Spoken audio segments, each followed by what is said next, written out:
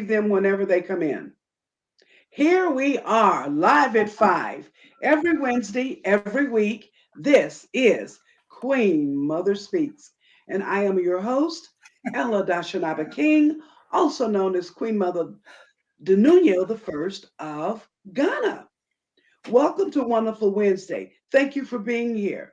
Our host for today our co-host for today will be Professor Al Gaskins. As you know, we're continuing in season 7 with the same theme of transformation, innovating, creating, liberating, and changing the paradigm.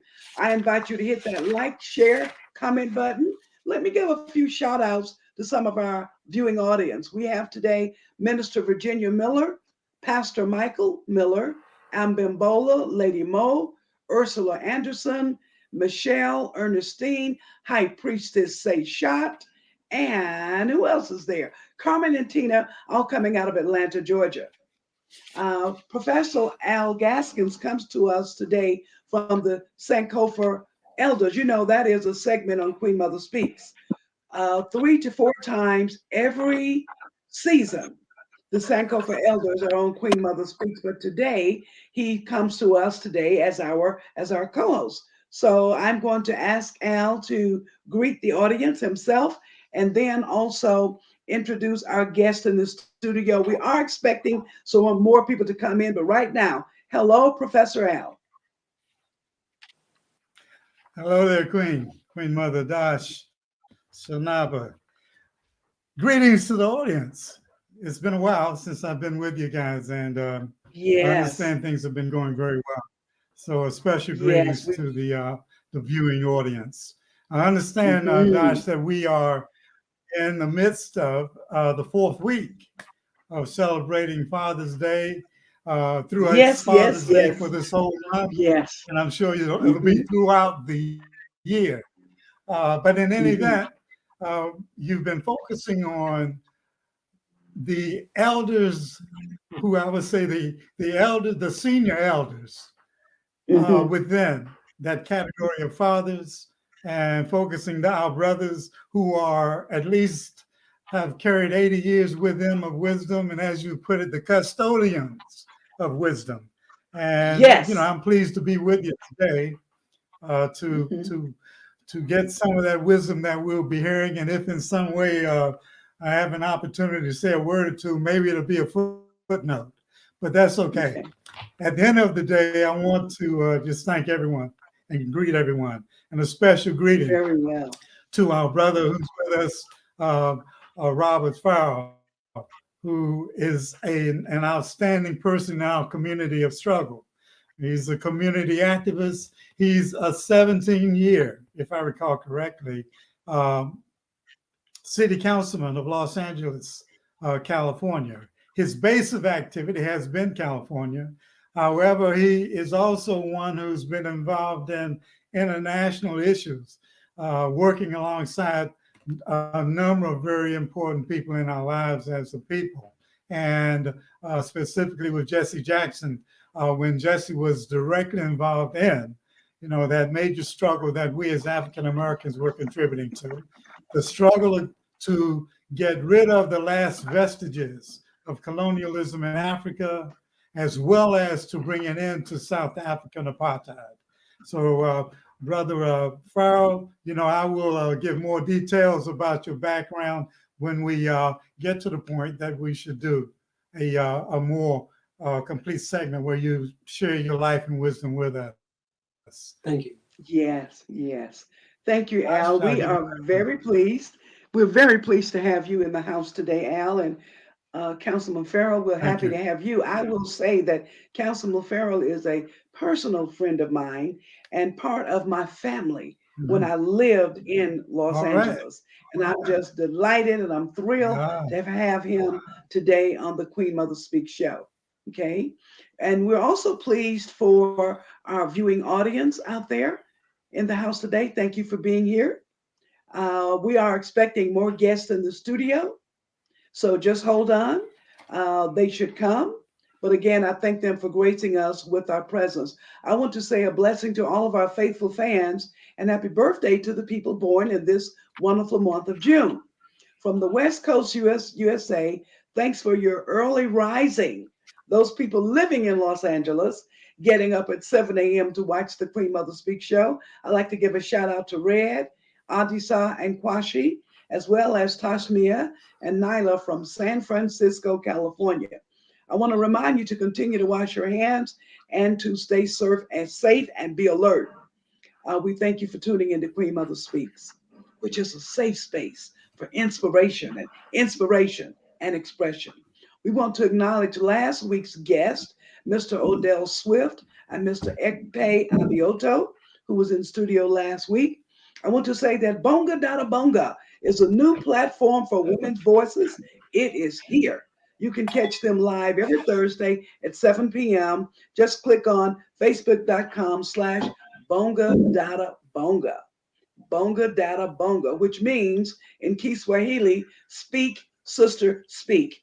And I'll go forward and just say that from Queen Mother Speaks, Women's History Month programming, we got so many requests from women in Kenya to talk about the election until we actually started a new platform that's called Bonga Dada Bonga. And on that platform right now, we are featuring Kenyan women in politics across the board for whatever seat they may be vying for. And what's coming, and we're now in episode 6 of that. And what's coming up very strong about that is simply this, that even in today's world, the women in Kenya running for office are still experiencing violence. Tune in to Bonga Dada Bonga, facebook.com/Bonga Dada Bonga, 7 p.m. Kenya time to hear what the women politicians in Kenya are saying. Now I want to say to you, wake up, wake up, wake up for your rights. Wake up, stand up. Don't give up the fight. That's right. Do you know that our votes from abroad was the margin of victory for President Biden? Did you know that? Did you know that that's what happened? It is true. So I want to invite you to make sure that you get out and get your ballots and vote this year. We've got our work cut out for us in 2022. So I want you to wake up. I want you to stand up. And I want you to go out there and get your ballots for the November midterm elections. You can go to www.votefromabroad.org. There's no limit to what we can do when we come together. Once again, you can go to www.votefromabroad.org. So what is Queen Mother Speaks? Queen Mother Speaks is a community platform that for conversations that matter. We give commentary and insights to raise awareness, to inform, to inspire, ignite, educate. We want you to laugh. We give updates on expatriating to Africa and words on newsworthy events. We also have on Queen Mother Speaks wisdom from the elders, as we will be doing today. And we have warm, witty dialogue and a boutique of quotes and inspirational verse here on Queen Mother Speaks. Now, as you know, from the Art of Living Institute, we had an online breathing session over a year ago. And now we incorporate that breathing into our meditation moment. How does it work? Well, we inhale slowly and deeply to the count of 6. Remember to keep your shoulders down when you're doing this breathing exercise. So you inhale to the count of 6, right? Then you hold it to the count of 6. And then we want you to exhale out through your mouth this time. Slow, slow, slow. Exhaling that breath to the count of 10. So it's 6 to breathe in, 6 to hold, and then you do 10 to exhale slowly. So as you blow out the air, you can purse your lips slightly, but keep your jaws relaxed, okay? Are you ready? We're going to do 3 breaths, and we're going to start right now. Start. Breathe in to the count of 6 through your nose.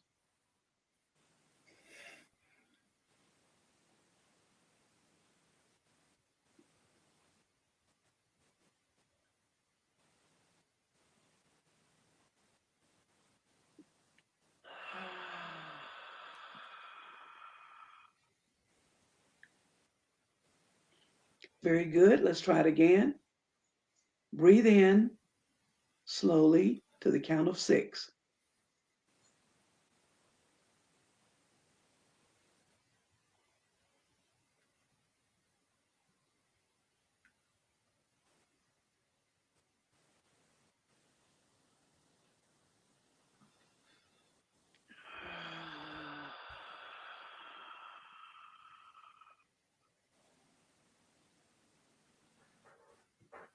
Okay, we're going to try one more. You ready? Let's go.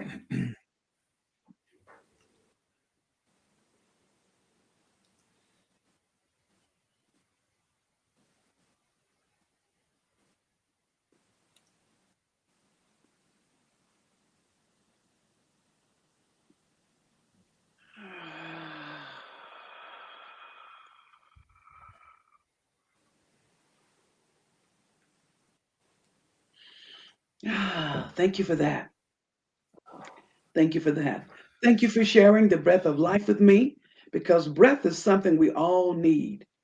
Most living things need oxygen to survive, and oxygen helps organisms to grow, helps organisms to reproduce, and turn food into energy. Very well. Thank you for that breath of life. So, in this moment, we're going to go to our reflective reading, and I'm going to repeat the topic and do the reading. And I invite you to just listen with your heart. Our reading for today is I get my rest. I get my rest. I get my rest.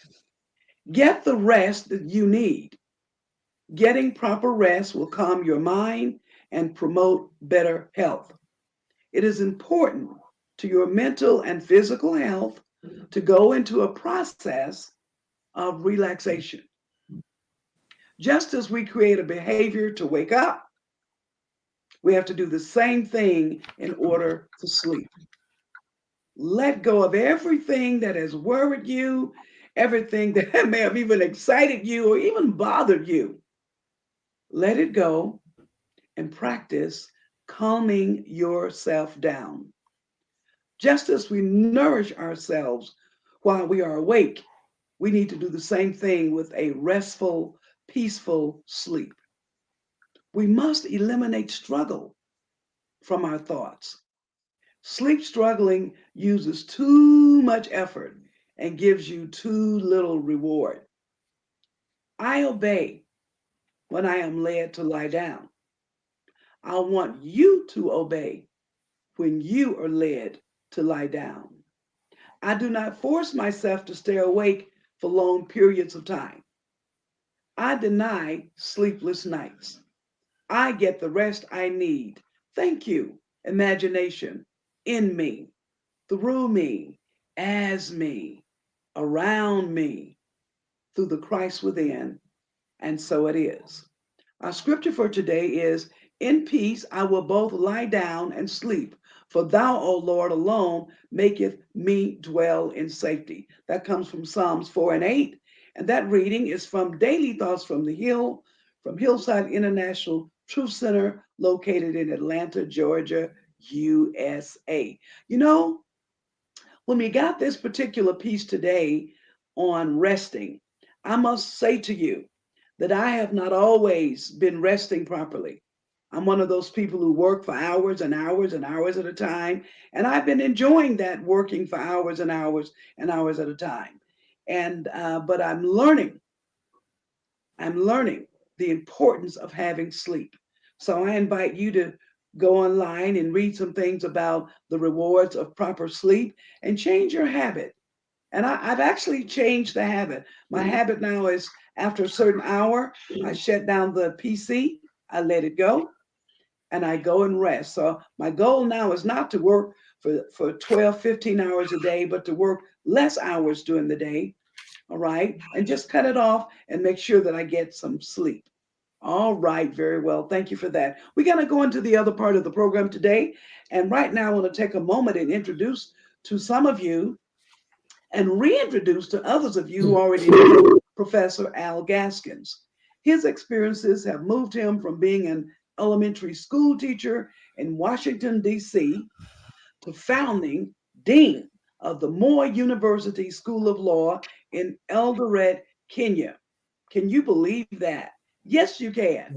He concluded with retirement from the United Nations Development Program, Somalia, and Sudan as a post conflict rule of law expert. Woo! Woo! Prior to his retirement, his principal place of residence was the Republic of Kenya. In fact, that is where I met Professor Al, right here in Kenya. Presently, though, he resides in the United States of America in Ohio, and today he brings to us a little bit about Sankofa history. By the way, you do know that Sankofa Elders is a regular segment on the Queen Mother Speaks show, but today he's coming to us as co-host on the Queen Mother Speaks show and joins us in paying homage to our elder fathers and our dad. Thank you, Professor, and being on the show with us today. Once again, thank you for being here. We're most happy that you are here. Well, thank you so much for the very gracious introduction. As I've said before, there was an occasion when Dr. King was being introduced, Dr. Martin Luther King Jr., and the introducer read this long list of accomplishments. This, he did that, he did this. And when King got to the mic, he said, you know, for a moment, I was wondering who you were talking about. And so, and I was kind of in the same situation. I'm so glad to be with you today, yes, and with the viewing audience that has always been so generous in their questions and the like, and comments. This morning, as our point of focus for the Sankofa Elder presentation is simply to take probably about maybe 10 minutes or so to talk about the very special holiday that we around the world as people of African descent have just celebrated in a special way, namely Juneteenth. But I want to look at the question that many people have asked that is associated with Juneteenth. Why is it that it was in the state of Texas that after 2.5 years of the Emancipation Proclamation, the state of Texas was the last to let the enslaved African Americans or the enslaved African descendants that they were free by virtue of Abe Lincoln's proclamation made in, which was signed on January 1, 1863. So we're talking about the passage of 2 years and 6 months before the word got to our ancestors in the state of Texas. So I'll talk a bit about why Texas. But to begin with, if we consider the impact of that particular moment in Texas, it is a reflection of what was logically supposed to happen with the wording of the preamble of the U.S. Constitution. And if we look at that preamble, it will also tell us that the work to be done has yet to be completed. So if you will, let me read the preamble. It's one sentence. The preamble to the U.S. Constitution is just one sentence. And this is how it begins, with the very important words, "We, the people of the United States, in order to form a more perfect union, establish justice, ensure domestic tranquility, provide for the common defense, promote the general welfare, and secure the blessings of liberty to ourselves, our posterity, and do ordain and establish this Constitution for the United States of America." So The aim of the preamble, and indeed the Constitution, the complete Constitution itself at that time, this essential purpose was to form a more perfect union. And when they say to perform a more perfect union, that essentially implies that there's more to be done. We're not finished yet. This is a work in process, because within the Constitution itself, it lays out the way in which the United States can become a more perfect union by virtue of having a process for amending the Constitution, for changing it, with the idea, with the underlying objective of forming a more perfect union. So when we see Abraham Lincoln's signing of the Declaration Proclamation, the Emancipation Proclamation, excuse me, for on January 1, 1863, that proclamation was Abraham Lincoln's contribution to making the United States a more perfect union. And the reading of that proclamation, notwithstanding it being 2 years and six months later, was also an act of General Granger, who was head of the Union Army in charge of the Texas region of the United States. That was General Granger's contribution to seeking to make the United States a more perfect union by ridding itself of the perfection of slavery, at least in writing. But it's my contention that the people of the United States, when taken as a whole, we've always sought to make America a more perfect union. Hence, the consistent struggle of African Americans to attain civil and human rights for ourselves and for others. It's when we waged struggle in the 60s and so forth, we did not wage that struggle simply to get rights, particularly for African Americans, but for all Americans. So we were contributing then at that time, as we are doing now, to making America a more perfect union. So in the midst of it all, we asked the question, why is it that it took Texas so long to at least take the formal move of making America a more perfect union with respect to the enslavement of people of African descent? The answer lies, as it is suggested by Professor Annette Gordon Reed in her book on June 10th.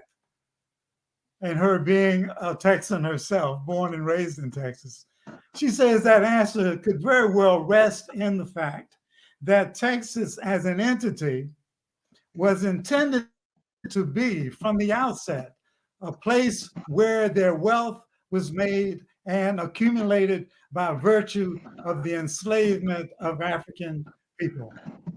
That's why they were created. Sam Houston went to the area that we now know as Texas and asked the Mexican government, because at that time the Texas area was being controlled by the government of Mexico.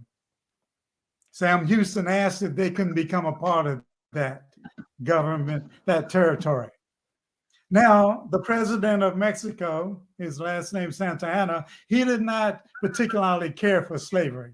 However, he did like the fact that if he allowed Sam Houston and his group to set up a territory that is still under the Mexican government control, the Texans, would then take on the task of fighting the Native Americans whose land that both Texans and Santa Anna was seeking to take over, thereby freeing the Mexican army up from fighting Native Americans, but rather the enslavers, the Sam Houstons and all, they would have to take that fight on because the Native Americans were not giving up their land without a fight. But then we see that at a certain point, Sam Houston and his group decided that we are now strong enough to break away from Mexico and become our own nation. And of course, that was not a good thing for Mexico. They didn't view it with any kind of generosity or kindness. So there ensued a war between Mexico and the Sam Houston's group fighting to create a new nation called Texas.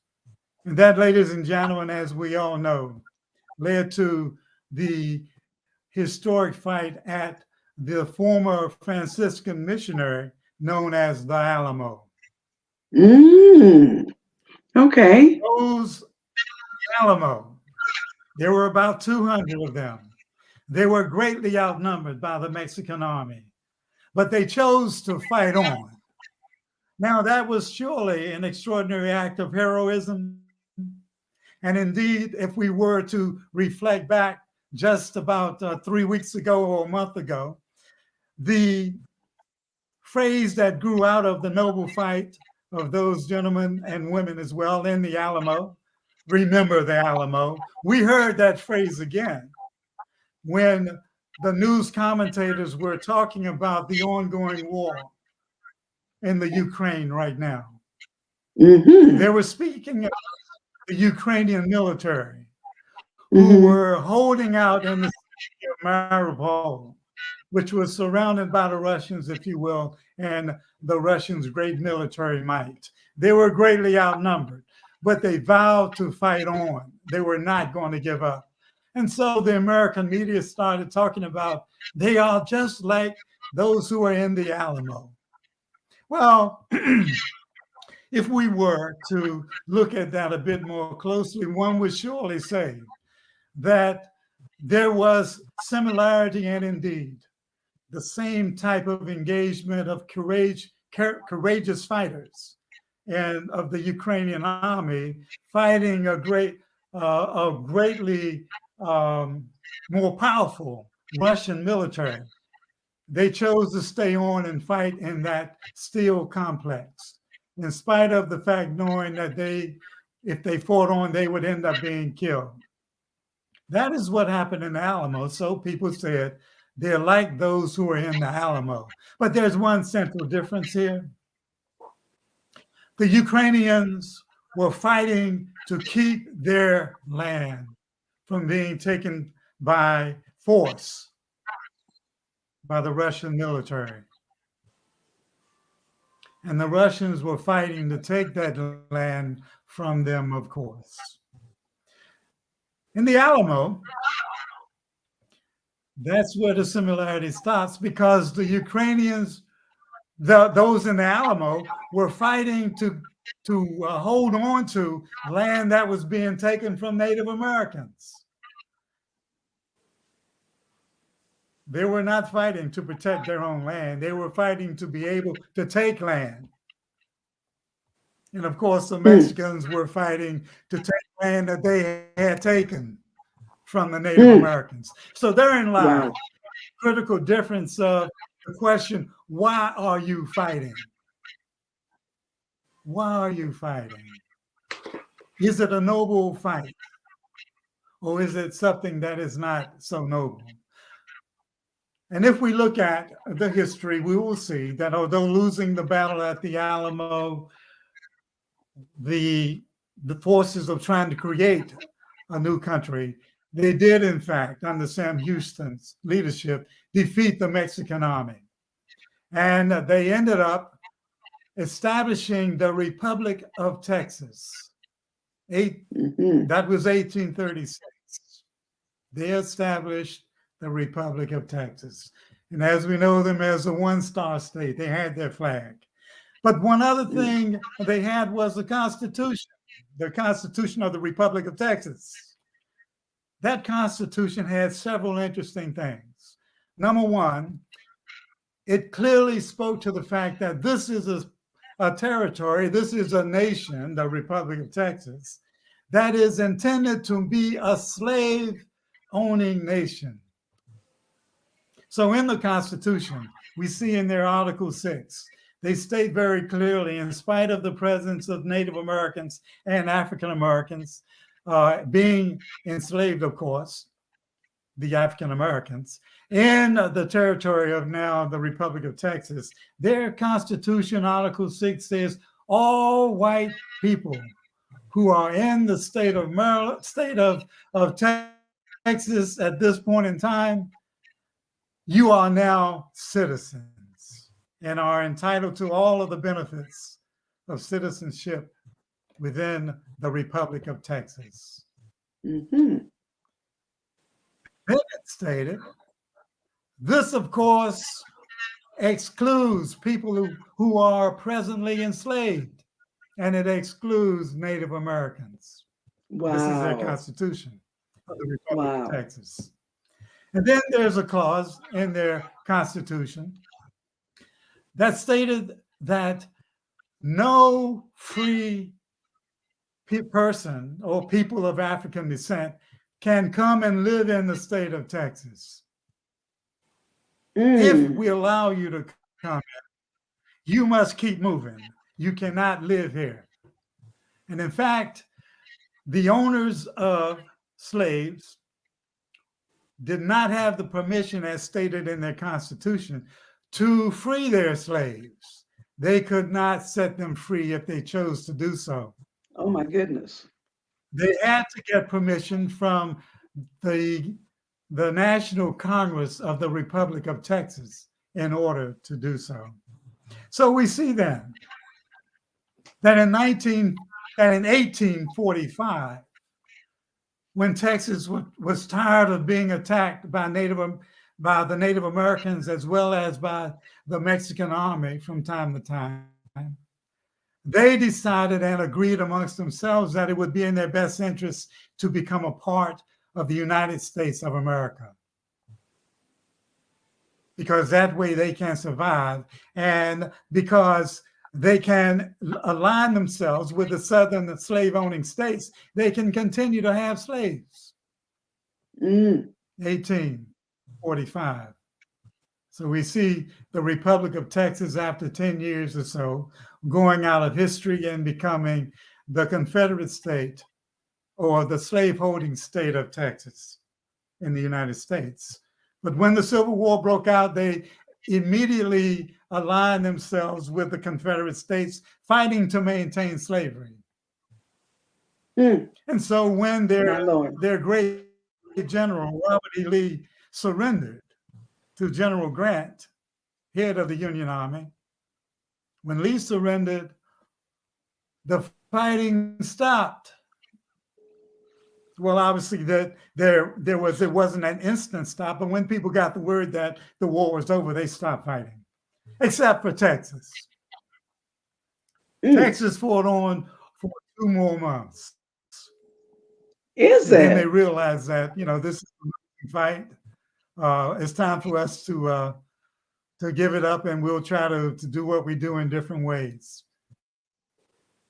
So indeed, the suggestion is that because Texas was created to keep slavery in place perpetually, it was hard for them to stop fighting.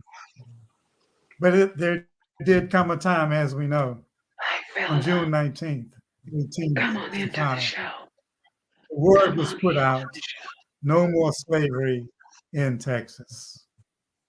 And I'll stop there. But let me close with this comment. Our great author and writer of world famous, of great literature, who also was a philosopher at times, Mark Twain.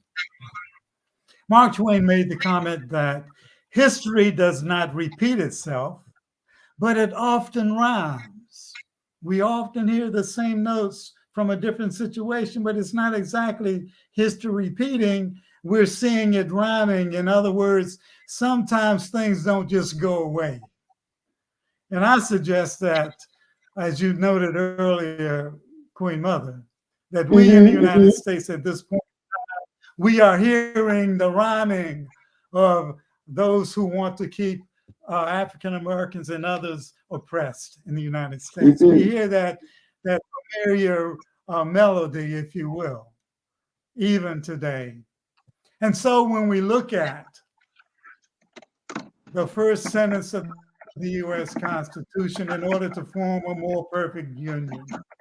Today, it is required of us as a people to get in sync with the first words, we the people, in order to form. We the people of the United States, in order to form a more perfect union. We need to come together now and do just that. Do what's necessary to form a more perfect union, to rescue democracy in America, to advance democracy in America, and to consolidate democracy in America by casting your vote in the midterms that are coming up. Thank you very much. I'm done. Very good, very good. Wow, do we love that? That's one of the things that I love about Professor Gaskins. He lays it on the line, but he also gives you the history of that which he is laying on the line. Thank you so much for sharing with us that information about Juneteenth. I will say to you that here in Kenya, on last year, when Juneteenth came into existence as being voted in as a holiday, the American Embassy did hold a program. And most of us who live here in Kenya did come out for the Juneteenth celebration. And it was fabulous and very fine. And this year, also, the American Embassy opened its doors and had a Juneteenth celebration, where we also began to allow the Black Lives Matter flag to roll and to be seen there at the American Embassy. We had a nice crowd who came out this year for that as well. And afterwards, we went to a Caribbean restaurant and got to eat, enjoy ourselves, meet new expats now living in the country, and we just enjoyed it very much. So I was one of the people who made sure I sent a thank you note to the American Embassy for that, and we look forward to more and more and more of them into the future, celebrating Juneteenth. And believe it or not, a lot of people have no idea what that is and what that's all about. But guess what? A lot of people also don't know what Black history is and what it's all about. So I'm going to tell you that for all the years I've been here and for every Black history program we've held here in Kenya, there's always somebody coming along who will ask the question, why do we need to celebrate Black history in Africa? What's the point? The point being is they don't know their own history. So surely and truly, they don't know ours. But not to go off on a tangent, thank you again for that, Professor Gaskins. We're now going to bring in our next guest on the show today. Will you introduce him for us, Professor? I surely will. Okay. Let me welcome Councilman Robert C. Farrell to Queen Mother Speaks. It's indeed an honor to introduce you to the listening audience. And we definitely stand ready, to listen to your words of wisdom and to convey to us some of the lessons learned by yourself that you can pass on. But let me first say a few words about Councilman Farrell. Councilman Farrell was born in the state of Mississippi, in the city of Natchez. Now, we all know Mississippi. You know what, like the song that Nina Simone sings, Mississippi, blank, blank. In any event, our brother was born in Natchez. And as a younger person, his family became a part of what we call the Great Migration, the movement of African Americans out of the South to find a better life. And this family, at the end of the day, they concluded their movement, their migration, if you will, to Los Angeles, so in Los Angeles, California, which is where Councilman Farrell grew and went. He was schooled there and became involved in the politics of the city in a very serious manner after finishing his time in the military, serving in the U.S. Navy. His return from the Navy witnessed him going to the University of California in Los Angeles, we call it UCLA, where he did work studying and received a degree in Near Eastern Studies. But that wasn't enough for our guest today. He returned to UCLA to study journalism and used his journalistic skills to become associated with several newspapers, several of them being Black oriented. And as you know, there is an extraordinary history to be told about the Black newspapers. So there was a newspaper, White Star Review, he was associated with. Now, guest was also associated with a historic Jet magazine. Now, surely everyone who's over, I'd say over 55 maybe, have an idea of what the Jet magazine is. And indeed, it has been mentioned in historical pieces. So those of you who've been keeping up with our history, you've heard about Jet magazine. So if not, do a Google on it after the show, of course, and learn about Jet magazine. Now, then our guest, after finishing schooling and along with being involved with journalistic work, he became involved in the politics of Los Angeles. And he, from the period of 1974 to 1991, served as a city councilman for the city of Los Angeles. One of the interesting things about his engagement with his job, his responsibilities as a Los Angeles councilman, was to call out, even then loud and clear, the need for police reform.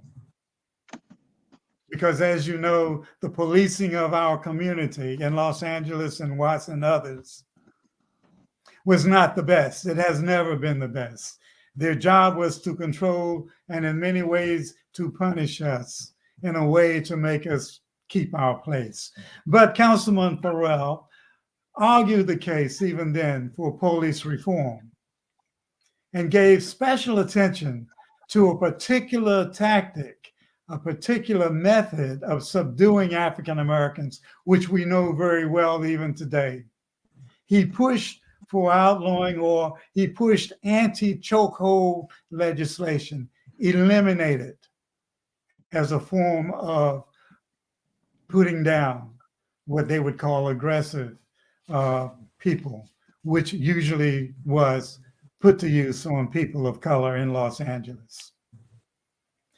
He is now associated with a number of things, I'm sure, but one of those things is called Pass the Mantle, Clergy and Lay Leadership Institute.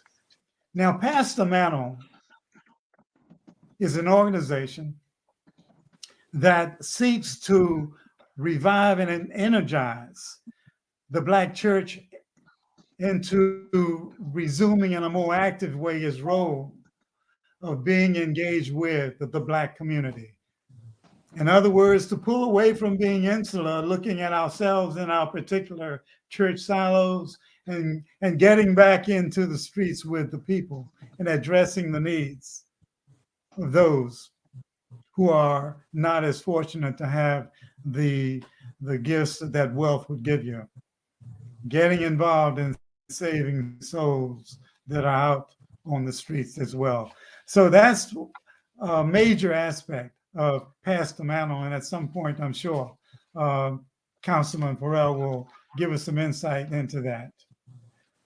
So now I'd like the councilman to speak, but let me add one other thing. Before getting involved in the politics of Los Angeles and in the politics of international anti-apartheid activities, there was an organization called CORE, which is the acronym for Congress of Racial Unity, or Congress for Racial Unity. CORE was an organization that was in parallel with Dr. King's organization, the Southern Christian Movement Organization, that's SCLC, Southern Christian Leadership Conference. And so our guest was a part of CORE, and he took part in the historic freedom rides from the north to the south, seeking to do political work in the areas of the country where the oppressive behavior of the Ku Klux Klan was most active, as well as other white separatist and racist organizations. So let me ask you to begin with, Councilman Farrell, is there anything in particular about your time in CORE that impacted upon things that you've done as a more mature person, your politics and your thinking? If so, would you please share that with us? Thank you. Thank you, Professor Gaskins and Queen Mother. Yes, the freedom rides, that experience in the summer of 1961 changed my whole life.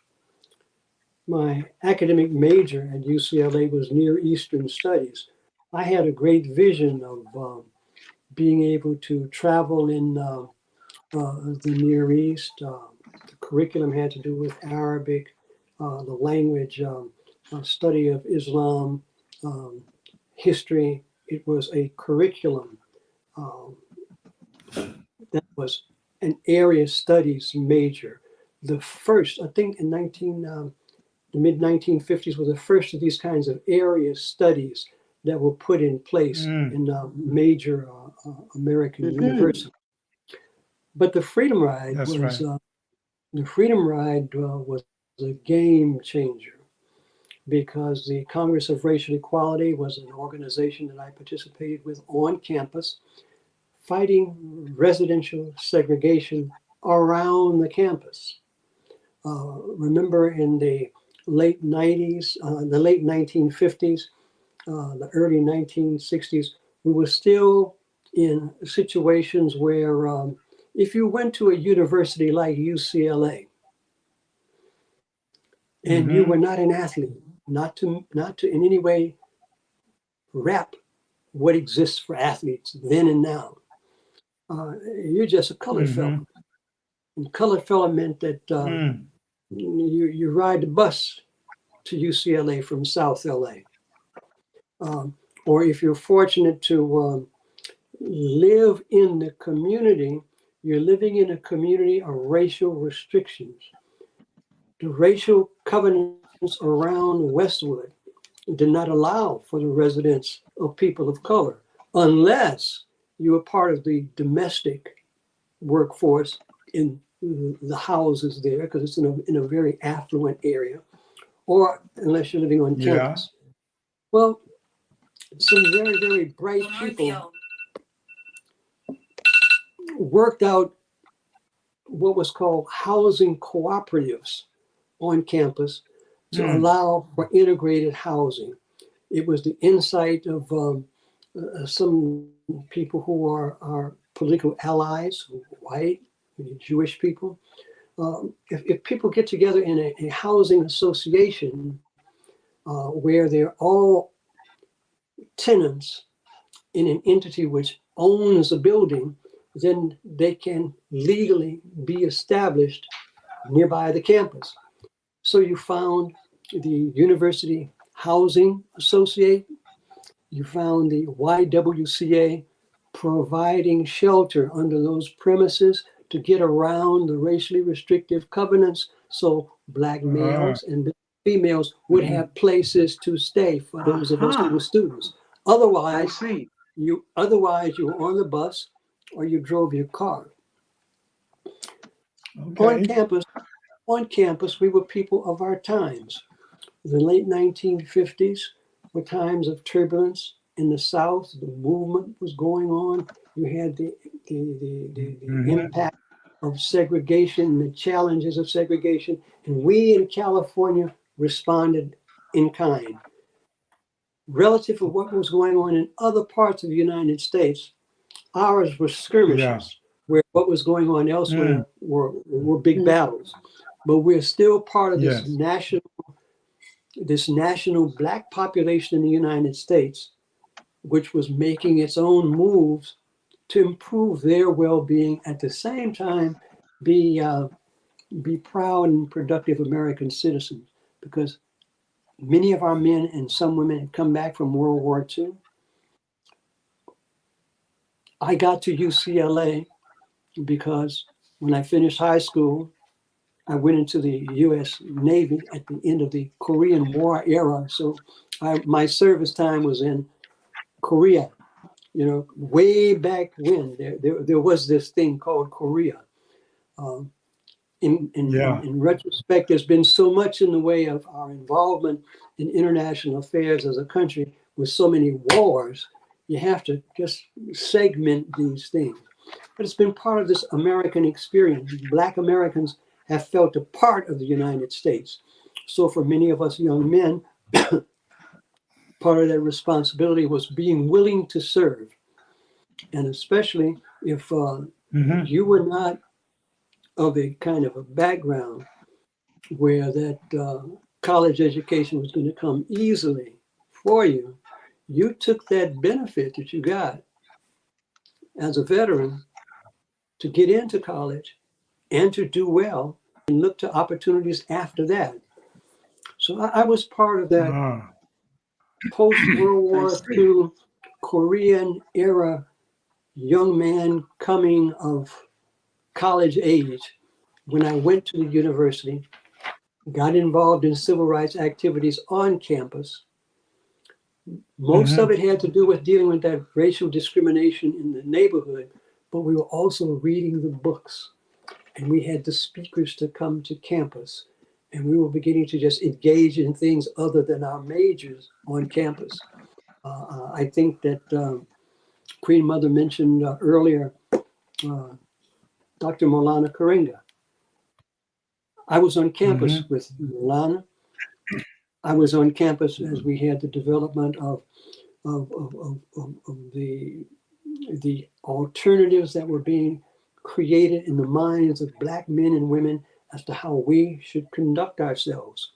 So at the time of my graduation in 1961, in the summer, the Freedom Ride had begun, a small effort by the Congress of Racial Equality to test interstate transportation and the issue of segregation. According to the law, men and women are supposed to be able to travel in interstate transportation without having to deal with racial bias and racial considerations, not only on the buses and trains, but at the train stations, in the bus stations. And by that, I'm talking about the general waiting area, water fountains, the toilets, and the coffee shops. If you were active moving through the middle of the United States, especially in the South and to a certain extent in the West, most people rode trains and they rode on buses. And being able to take advantage of the restrooms, to get some water, to get some nutrition, was an integral part of your transportation activity. There had been court decisions taken to say that was segregation was over, supposedly, but it still existed. So the core Freedom Ride from Washington, D.C. down to New Orleans was to basically go through several states and just test out the compliance with the rules that had been put in place by the Interstate Commerce Commission, which regulated transportation and transportation institution licensing. Well, you know the stories. As the buses drove down south from Washington, D.C., there was little resistance to minor resistance, and then there was Armageddon down around Alabama, And now, and then in Mississippi. let me ask you, Bob, was John Lewis a part of that group that you were with? No, The late John Lewis. John Lewis I met later. John Lewis was with that first group who would go down. And it's important that you Okay, mention got John it. Lewis, because when the Freedom Rides were stopped as a result of the violence directed towards those Freedom Riders coming down from Alabama, the students in Nashville, Tennessee, led by Reverend James Lawson, who is still alive in Los Angeles to today. He's in his mid-90s. And the Nashville student movement, when the Freedom Rides were stopped, John Lewis and his colleagues in Nashville, all of those young people basically said, we will continue the Freedom Rides. At that particular moment, with the Nashville student movement being involved with CORE, it just went out, it radiated across the country, and students just came out, black and white, but following his model put in place by the Nashville student movement to be involved, to say the Freedom Rides are going to continue, and we're going to catch the buses, and we're going to take the trains. And if we are arrested, we are going to go to jail. We're not going to accept bail. We're going to bear witness. We are going to stay in jail. And that's exactly what happened. And as the buses very moved on, historical. right, and when the buses moved down to Mississippi, that's when those stupid people in Mississippi fell into the trap. I'm being facetious, but to make a point, they arrested folks and put them, as they were found guilty of unlawful assembly and going into the train stations, in the bus stations in Mississippi. Out of Jackson, they put them not in the local jail in Jackson. When people said, no bail, we're going to jail. Parchment Prison, that old plantation, which was the most severe of the state prisons in Mississippi, is where the Freedom Riders were set to make an example of them. Parchment Prison was notorious. Right. But what happened then was that the student mobilization, in terms of students being involved in those rides, just shot up for across the United States. It was like one were going on a pilgrimage. I got to go. I got to take the ride. I got to get arrested. I got to go to jail. All right. I got to go to court and find that, I am guilty, and I got to go out there to Parchment. And we're going to stay there until we have our moment in court, because we believe that we're going to break this thing down following the processes that exist in the United States. You just can't put somebody in jail and leave them there. And lo and behold, all of that worked. It did work. It was a tactic that worked, but it empowered Black students and students across the country to do something unprecedented, because around the core activity, it was a freedom ride. But once the freedom rides were over with that victory, these active students from across the South and across the nation began to evolve into something else in the South. The Student Nonviolent Coordinating Committee began to reach out and say, John Lewis and others who had come out of the Nashville student movement, they said, come South and just help us to deal with these problems in voter registration and voter education and mobilization, and just to be out and talk with people about their rights. And a whole student movement activity began. The high points were some of the mobilizations that took place in Freedom Summer, but it was just an awakening of students, especially Black students, in the framework of a national student movement that propelled us forward, and it still has in its spirit men and women who are the leaders of today in just about every one of those Southern communities and many communities outside of the South. And I just sort of said that because Absolutely. that is was one pretty set good. of our contemporary Black leadership that was their way of being grounded in that civil rights movement. Because after that, other things began to happen. But I'll just stop for the moment because Yes. that's just been part of my initiation into the political process. I did not go back to the Well, South it's with SNCC or anything like that. I went back to Los Angeles, and notwithstanding my you went degree back in home. That's my life changed, right. and I got into journalism because that was the closest thing I could get to activism and get a paycheck. And our politics was opening up in Los Angeles. I was in the right place, the right time. It was the time of the rise of Billy Mills and Tom Bradley and Gilbert Lindsay, the first 3 Black persons on the 15-member city council in Los Angeles. We still only have 3 seats, but that was the beginning of our political movement that is basically branched out into what it is today, where we have a woman by the name of Karen Bass running to be the second Black person to be mayor of the city. It's been a long time since Tom Bradley was there, and she'll be the first woman should she succeed in the general election. Karen Bass is currently leading in the campaign to become mayor of the city of Los Angeles. Well, that's good to hear. She surely is a capable person. Yes. Queen Mother, you have a question? I have a follow-up if you don't. Oh, I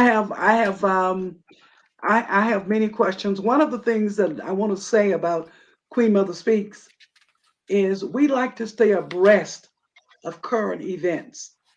And even though we're in the month of June and we're celebrating fathers and dads and having them share with us some of their pearls of wisdom and knowledge, Councilman Farrell, if you have the time, we have to continue this discussion from now up until November, because it's a very important time right now for us getting young people and all people out to vote. It is so critical and crucial for us as a people in America right now that we get out and vote. And I want to somehow, if your time allows, let's see how between now and the midterm elections in November that we can be dropping some pearls of wisdom and knowledge about voting, about your involvement, and how that you have to get up and stand up and be a part of it. That's and right. sitting home and watching the news doesn't get it. So I want to be a part of, like you use your writing as a weapon at that time to stay engaged and stay involved. We want to be able to open the minds and hearts of our people today that they too can become involved, because this particular election is extremely important for us as a people. And we want to encourage people to get out and vote, get their, I know they're doing a lot of crazy things in America around voting, getting your voter registration, but whatever it takes, you got to do it, because this is important. This is very important. Okay, back to you, Councilman. I'd love to be able to do it that way. And I'm glad that you've mentioned this thing about voting abroad. The same way those of you who are American citizens voted in the last elections, the last national elections, in your home communities, you can vote by mail, whether you're from California or Illinois or any of these other states that have voting by mail. You just need to have your family back at home make sure that as you are registered, sends you that packet that is part of the vote by mail process. You can fill it out. You can complete your balloting, and you turn it into the American Embassy the same way you do it with the national elections. And those votes will count back home. You get it to an embassy, it'll get back to the United States in time. Believe you me, there's a priority on getting ballots back from Americans overseas to the appropriate states for counting. Yes, it is. Yes, it is. Okay? And So they can actually use that www.votefromabroad.org, and you can find so much You can Yes. find so much right there. It'll tell you Yes. what to do. It'll give you the dates that your state is voting. It'll give you the dates by which you need to turn in your ballots. So go to Yeah. www.votefromabroad.org and everything is laid out there for you. Well, now I'd also like to say one other thing. Right about now, as you all are on the continent, and it seems as though Mhm. the sun is rising, let me tell you, in parts of the United States, it looks Mhm. like we're getting late in the afternoon and it's Mhm. tending to get dark. Mhm. Some of these people are out and out fascists. If you note what's occurring on American television and talking about that effort at rebellion on January 6th, we're in for some difficult times. As Americans, we've not seen this kind of stuff in this country in a long while. You may have seen it in countries where you may be on the continent, but I'm just saying, keep in mind that the sun is rising where you are, but it's getting Mhm. kind of gray out there as we see the sun coming down on our exercise of rights and to a certain extent responsibilities, but basically the rights that we have won as a result of all of this struggle in the United Mm. States. Mm. Wow, that is so interesting. I was just receiving a call from our other guest, and right now they're typing into my phone. Let's see where they are. They were quite ready for this today. I've talked to them today several times. They've come into the studio and practiced in advance. So let's see what message will come up in a moment, even though we have passed the 6 o'clock hour. But this is Queen Mother Speaks, a place for safe expression and a safe place for you to speak to what is in your heart and of your heart. And if our elder can come on today, I think we should have him to come if he is in a position to come in today.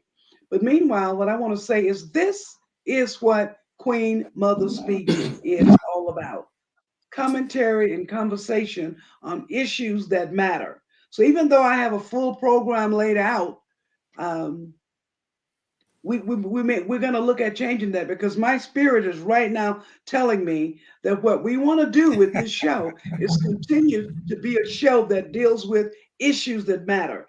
And getting out the vote is very much a part of it. But hearing the stories of those who've been involved in getting us to this point becomes very, very, very important. And I like how you began to speak and tell us about folks who became involved, like John Lewis. Many of us Yeah. know of him, bless his heart. In fact, in the month of July, 2 years ago, is when he made his transition.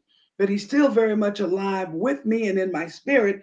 I met him when I was living in Mm. Atlanta, Georgia. But the other gentleman you mentioned in his 90s, if he's able to get to a PC and we can pass on the link to one of his children or grandchildren and they can hit that link, we want him on the show.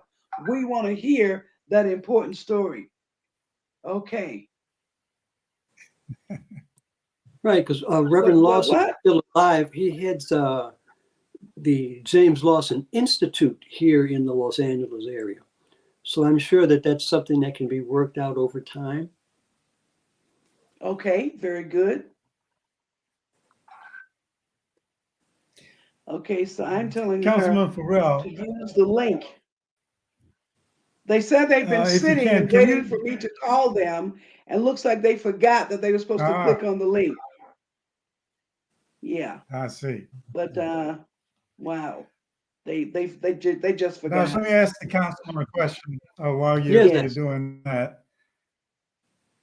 Uh, Councilman, you know you've done some international travel, and there was a time when you, Jesse Jackson, and a few others went to Southern Africa to what, as you had noted, as being the frontline states during the last phase of the fight against colonialism, which would be against the Portuguese. They were the last to leave or to Yes. be forced to leave, as well as the fight against apartheid in South Africa. you were with a delegation with Jesse Jackson. Could you tell us something about that, if you will? Wow. That certain thing you have, that Professor Gaskin, that brings back memories, but that too was part of incrementally what was beginning to happen. When Reverend Jesse Jackson put together that tour, he was rising in his standing as a not only a civil rights leader, but as a Black leader.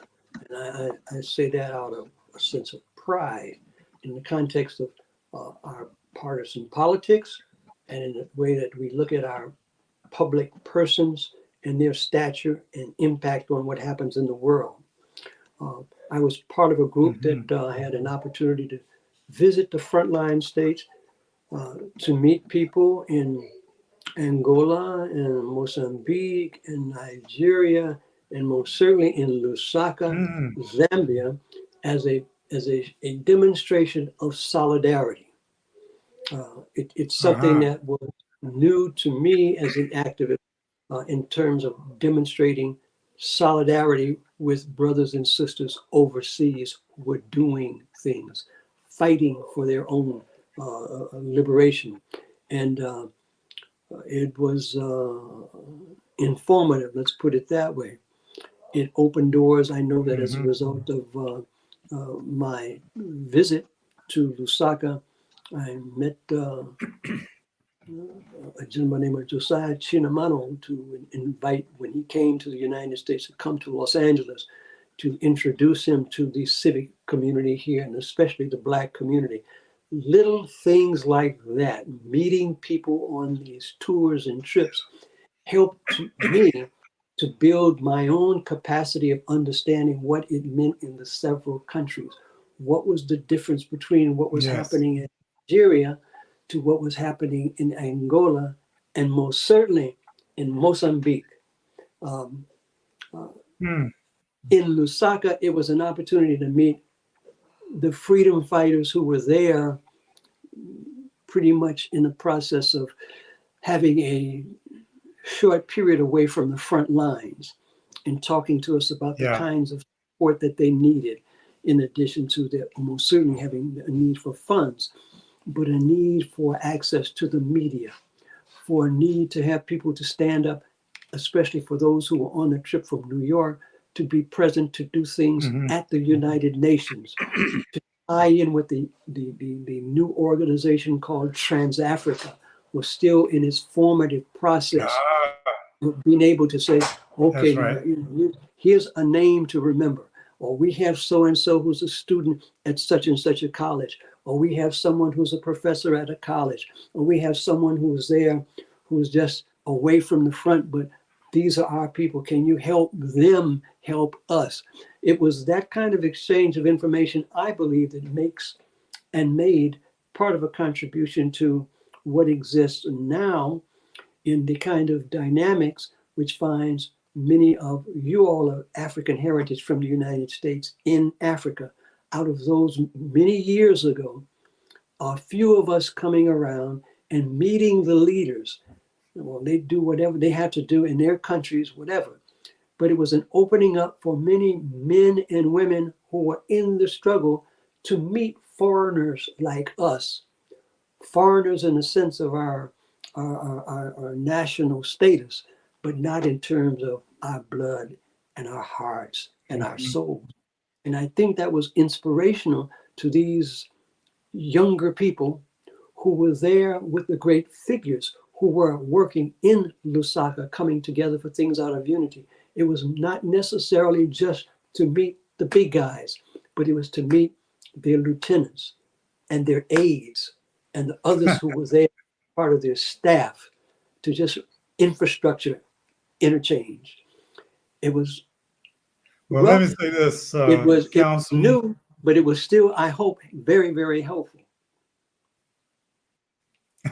Councilman, what that trip did, it opened doors, it broken a lot of ice for the struggle that we were engaging in the USA at that time.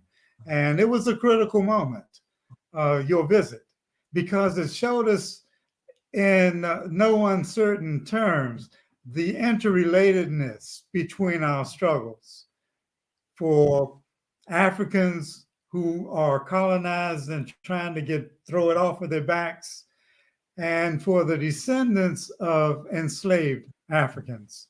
There was a strict interrelatedness between our struggles. And that particular trip, it opened the door, and it also stimulated travels of other groups to do as as your group did, what we call fact finding and developing relationships that solidify the international support, which was important to getting rid of Portuguese colonialism, the last vestige, as the work of Trans-Africa and Randall Robinson as a leader, as you mentioned, to get rid of the apartheid in South Africa. Because at almost every Black church in the US, you would see a sign in front of the entry, "In South African apartheid. Stop apartheid." Wow. And that Wow. came out of the work that you guys did. So I say thank you very much for being involved and continuing on and reminding us, as the Sankofa saying would say, to reach back to our history, and because it's with us today. Yes, it is. Yes, it is. So, Councilman, I just want to ask a couple. Let me give a report on Baba and Felda, who said that they're sitting and waiting to come into the studio. I've given them the link for whatever reason. They said they're clicking on the link, but right now it is not showing up with them being in the studio. So I'll just say this to the listening audience. If we don't get them today, we'll get them next week. But Bob, I really wanted you to meet them. They are my mother and father right here in Kenya. I wanted you to know who they are, but also to enjoy meeting them, because Baba is a character within himself. Professor Gaskin knows him. At 93, he's a character. I ran into him just the other day when I was out shopping, and he knew who I was, but he said, you know, this coconut isn't working the way it used to. That's how he talks about. He calls his brain his coconut. And you will just appreciate the things that he's saying, the things that he does. So if we don't get him this week, we'll work to have them on for next week. But my question to you, Bob, is twofold. One, what is your message today to young, aspiring journalists and politicians? And question number two would be, what life advice will you pass on to us as part of the Father's Day tribute and Pearls of Wisdom? It's not new, but I just like to put it out to say, the struggle continues. Don't forget that notwithstanding your economic status, your well-being, your good health, remember that there are others like you who are not as well off. You have an obligation, I believe, as a human being and as a Black man, as a Black person, to be empathetic to those around you and be more than yourself. And remember that it's about us. It's not just about me, it is about us. And as we develop and grow, we contribute to the growth of our communities and our nations, and we make for a better world. Look what just happened in Colombia in the elections on Sunday. A Black woman was elected vice president of Colombia, and someone who represented grassroots, not a super elite person, a dynamic, brilliant Black woman. And it's happening around the world in similar situations, where people who are in similar situations to us are addressing themselves in their own national and community priorities. Yes. And they're making progress, and it's difficult, but they're struggling and winning. And we've seen change. And even though things may look a little bit down because of pandemic and the economies and things like that, I still see a brighter day out there. I'm All right. optimistic about that. All right. Yeah. All right. And I will say to you that right here in Nairobi, Kenya, for the first time in history, we have a Black woman who is on the slate as running mate to one of the candidates for president. Yes, Mama Martha Karua. Yes, she is, Al. I don't know if you saw that, but for sure, she is Yeah, I now the saw running that mate to Raila for the, president, and the to election in Odinga. Kenya happens on August 9. We will usually I run away from Kenya during an election because in the past they like to use machetes and big knives on each other. So the foreigners usually leave the country, but this year Queen Mother will be here to witness it All all. right. Yes, indeed, indeed. Well, thank you for that. I know we've run a little over than usual, but that's okay because this is Queen Mother Speaks, and we speak to be heard. And if it takes a moment more for us to be heard, we can do that. We will do that. And in fact, we are doing that. What I want to say to you now is that, let me give a few announcements. And the announcements would be that Nana's Underground Railroad tour that she took in Dallas, Texas a month or so ago, she will be on the show in the month of August and tell us what happened during that tour. Soul Vegetarian Restaurant right here in Nairobi, Kenya. You have no idea what vegan meals taste like until you go to Soul Vegetarian Restaurant. On Thursdays, they do the vegan pizza. 0742-654-810. Give them a call and eat a vegan pizza, and you won't even know that the pizza is vegan. Trust me on that. Also, Lucille's Kitchen. Now, if it's sweets that you want to eat, you must give Lucille's Kitchen a call and try out some of their fabulous desserts. Would you believe we can get sweet potato pie in Kenya through Lucille's Kitchen? 0732 Mm. 567 327. Once again, we want to remind you that you can watch Bonga Dada Bonga Show tomorrow, Thursday at 7 p.m. Click on facebook.com/Bonga Dada Bonga, which means Speak Sister Speak, and hear what women vying for office here in Kenya are going through. Miss Aisha Dafala, who is Kenya's blood ambassador, reminds you to please visit a depository bank near you and donate blood.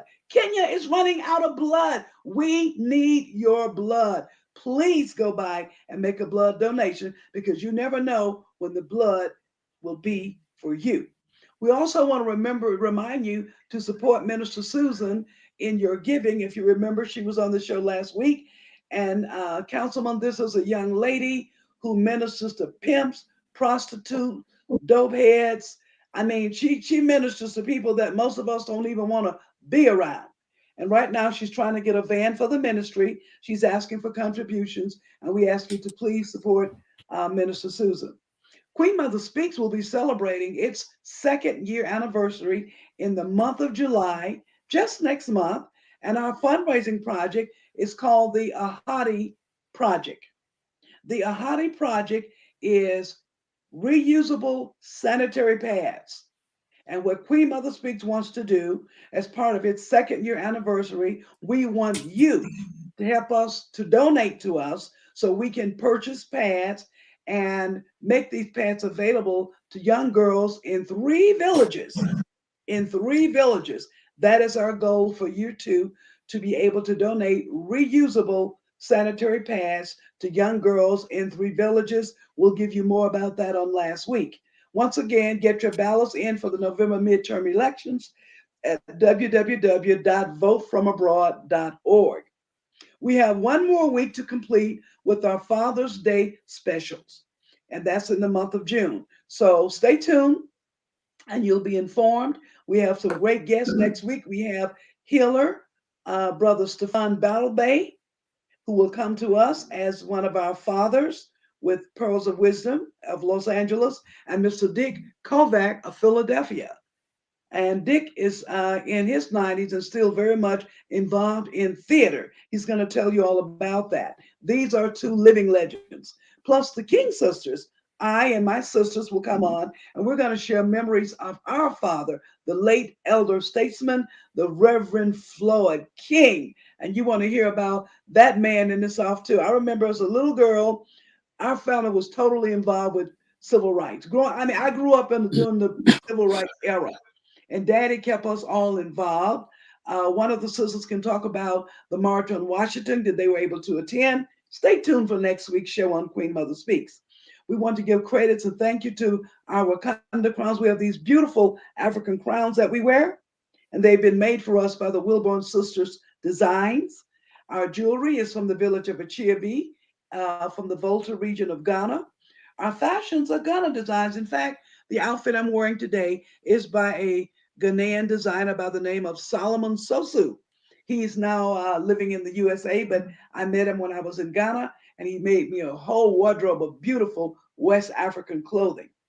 Okay, our inspirational verse comes from Hillside Chapel and Truth Center in Atlanta, Georgia. Our Living Abroad flyer is from Payapa Arts Center. Our virtual room is supported by Street Code and StreamYard. I am your host, Queen Mother Speaks, Ella Dashanaba King, also known as Queen Mother. Our co-host, Nana Efua Adezawa. Terry Kemp will hopefully be with us next week. The Talila Report, Miss Elizabeth Myers will be with us next week.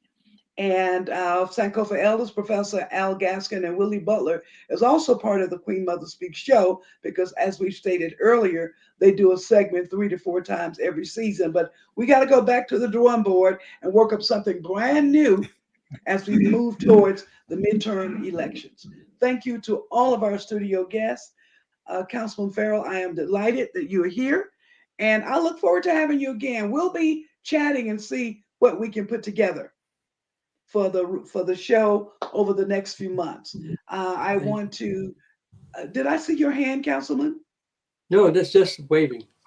Oh, okay. So we want to end our Father's Day tribute today by saying, what the elders see while sitting, the young ones standing on their toes won't ever see. That is an African proverb. We're going to end our show today the way we always do. We throw love into the world because we recognize and realize that we all need love. In fact, I'm going to say this. My dear friend, Dr. Willie Butler, is now back in America. He got a little ill while he was here in Kenya, and now he decided to come back stateside where he can get some good medical care. And I realized that I miss him. He was like my big brother here. And I've been finding myself crying for no reason. So when I ask my spirit what's going on, I pretty much get in touch with the fact that my big brother has relocated to America. And we can be in touch by video, we can be in touch by phone, but I miss his presence here in Kenya. And I look forward to his return to the Queen Mother Speaks show as part of the Sankofa Elders with Professor Al Gaskins. All right, we love you, Dr. Butler. Happy Father's Day to you. Let's get ready. So the way we end our show, we first use our left hand and we throw a kiss. Then our right hand and we throw a kiss. Then both hands together and spread all of that love in the world. Are we ready, gentlemen? Let's start with the left hand. Okay. Here we go.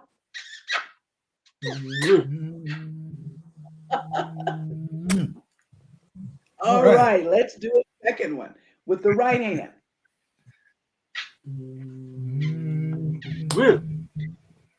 And now we're going to use both hands. All right, here we go.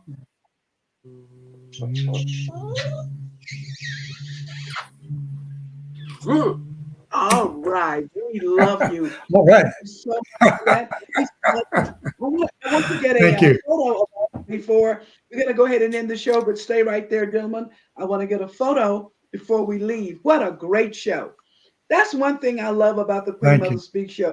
We're open to what Spirit gives us. And today, Spirit has come through us to us, and we hope you've enjoyed the show for today. This is Queen Mother Speaks every Wednesday, every week, live at 5 p.m. Kenya time. Be sure to check the time in your time zone and tune in. We thank you and we love you. And so it is.